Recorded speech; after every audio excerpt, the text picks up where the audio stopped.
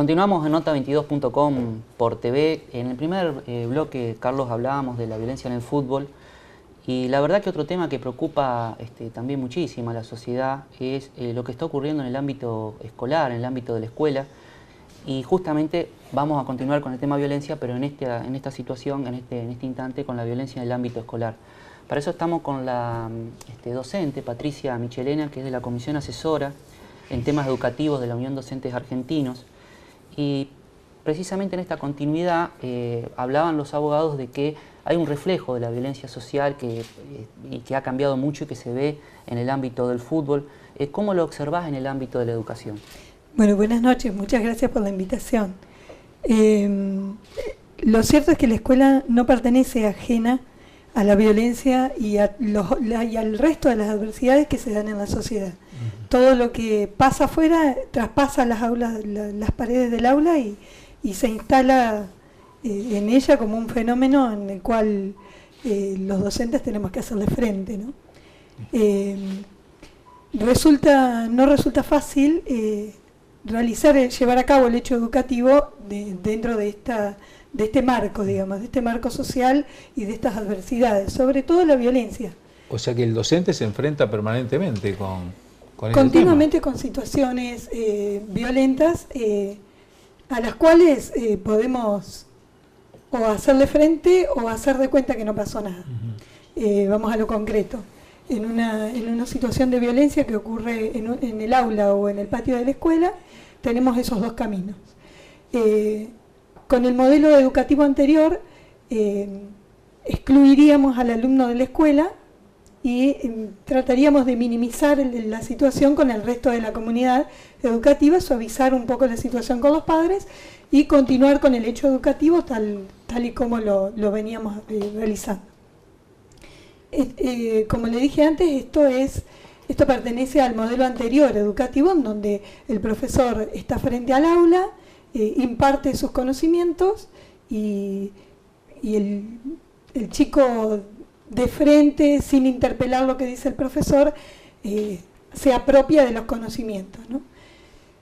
Pero la realidad va cambiando, el concepto de cultura, los factores socioeconómicos van cambiando y se hace necesario que la escuela también cambie, digamos, y se adapte.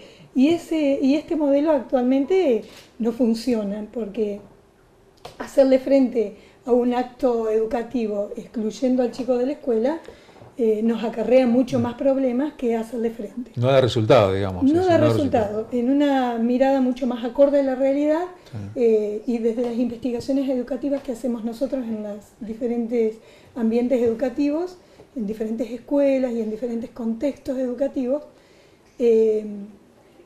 nos da la pauta de que lo ideal es hacerle frente al problema. Claro. Pero hacerle frente al problema implica que cada uno de los sujetos que hacemos el hecho educativo, padres, alumnos, directivos, docentes, cumplamos nuestra cuota de responsabilidad. ¿No? Claro, porque da la sensación que la escuela, a partir de que la mamá, porque por ahí escucho algún sindicalista decía, en algún momento el salario docente se pensaba como el único de la familia, hoy la mujer está a la par del hombre.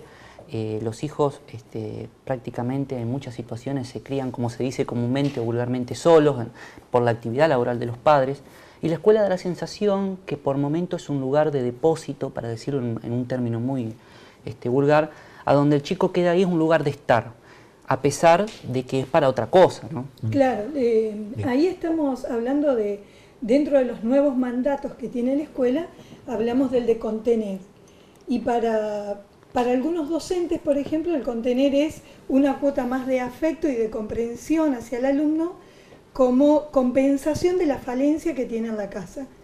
Y para los papás, por ejemplo, contener significaría más horas en la escuela, con ofertas extraescolares. Entonces se garantizan, como decís vos, mientras que el papá está trabajando y la mamá está trabajando, el chico esté metido dentro de la escuela, digamos, y no deambulando en el barrio o solo en casa. Sí, sí. Sí, y además, perdón Patricia, vos sos especialista en el tema, pero tenemos un ingrediente que quizás hace muchos años atrás no existía, que es un poco la patria potestad ejercida por el televisor, ¿no? Es decir, el televisor está en el momento en que los padres que están trabajando está permanentemente en contacto con los chicos, educándolo a los chicos, por decirlo de alguna forma, influyendo sobre su comportamiento también, ¿no? Sí, sí. Digamos, tiene dos usos. Puede ser un uso muy útil, pero también puede ser un uso que no sea tan... Que sea más nocivo, digamos, para el chico. Claro, que sea más nocivo para el chico. Normalmente, cuando los chicos son chicos, ese tipo de actividades es prioritario, digamos, y que lo vayan viendo, que la familia vaya viendo, ¿no? Claro. ¿Qué programas puede ver, qué no, en qué momentos? Hay un autor que siempre me carga, Carlos, porque me gusta leerlos, que es Giovanni Sartori, y habla del niño esponja, porque absorbe mucho de lo que ve en televisión.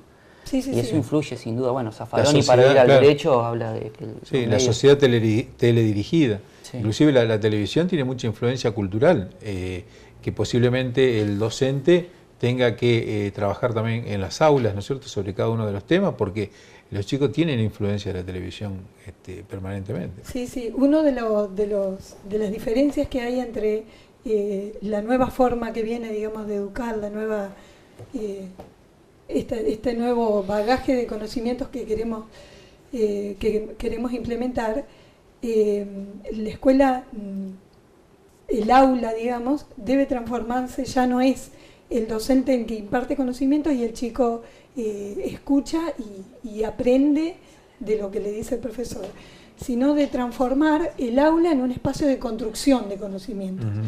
Y eso significa que el punto de vista del profesor, el del padre, el punto de vista del chico, el punto de vista del directivo, todos tienen cabida.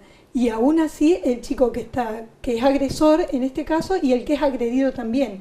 Y entonces construir una forma de que entre todos podamos llevar este proceso de enseñanza-aprendizaje, este proceso de construcción de conocimientos todos juntos. Sí.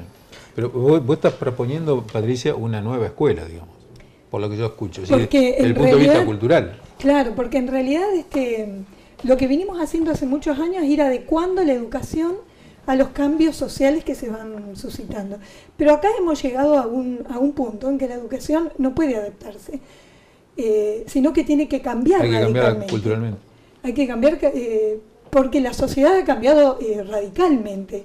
La estructura de la familia ha cambiado radicalmente. No es el papá solamente el que sale a trabajar y sostiene a la familia económica y efectivamente, sino que ahora trabaja la mamá, inclusive en muchos hogares que está el papá solo, o la mamá sola, o el hermano mayor tiene que hacerse cargo del resto de los hermanitos. Da la sensación que muchas veces se confunden o se identifican conceptos dentro de lo que es el estudio de la violencia que se da en el ámbito de la escuela, que como decíamos una violencia social que la vemos manifestada intramuros, para decirlo de alguna manera, y se habla mucho de violencia en el mismo sentido que el bullying. ¿Vos lo interpretás que es lo mismo? No.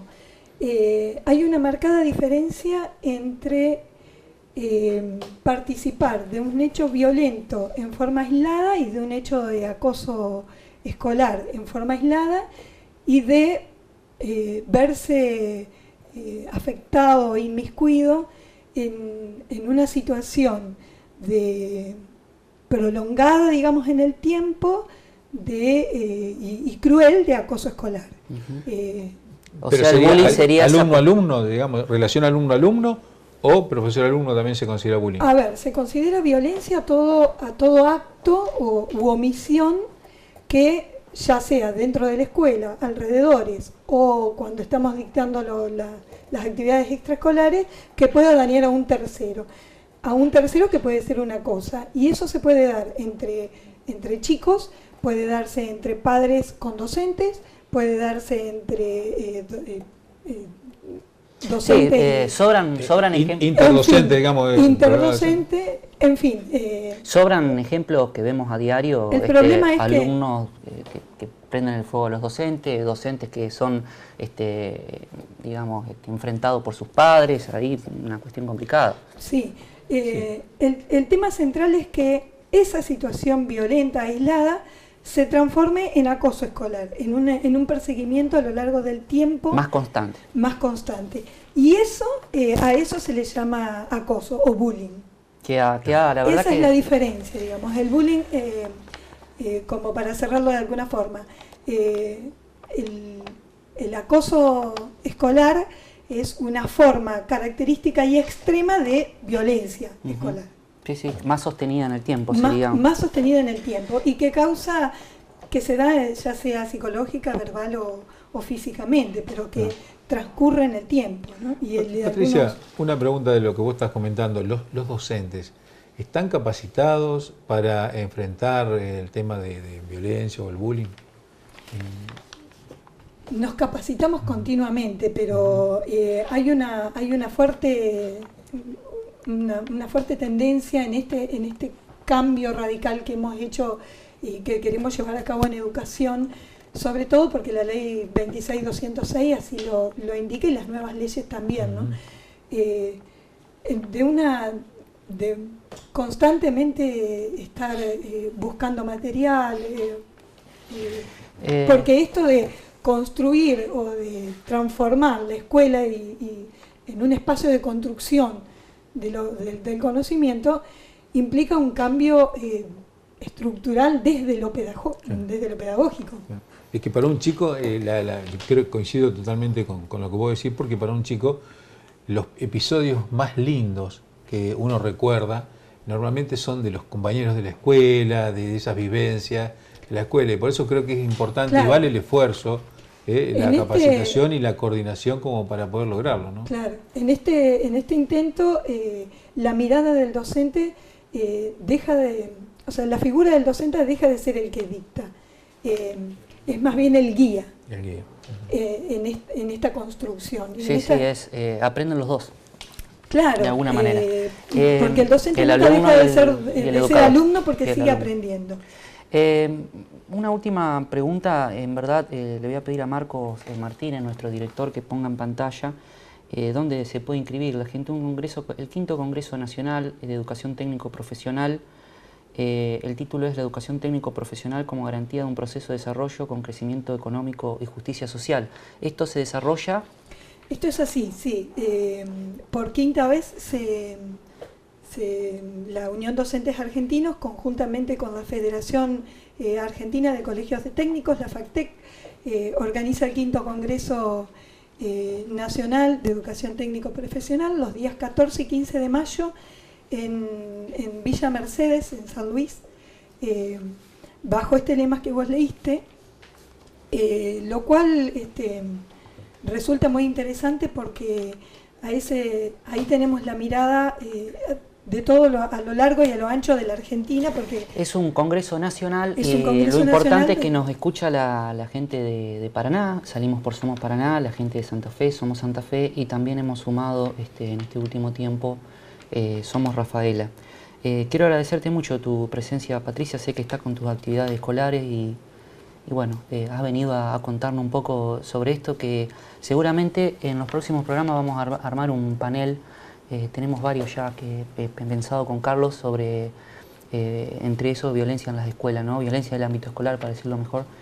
Sí, porque es un tema que da para mucho debate. Es un tema extenso y como vos decís, tiene muchos ribetes y hay que abordarlo de distintas aristas porque es un problema social, ¿eh?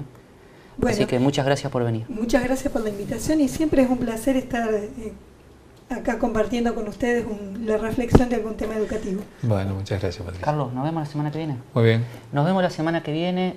Gracias a los docentes de vuelta por venir en este mismo canal, en esta misma hora.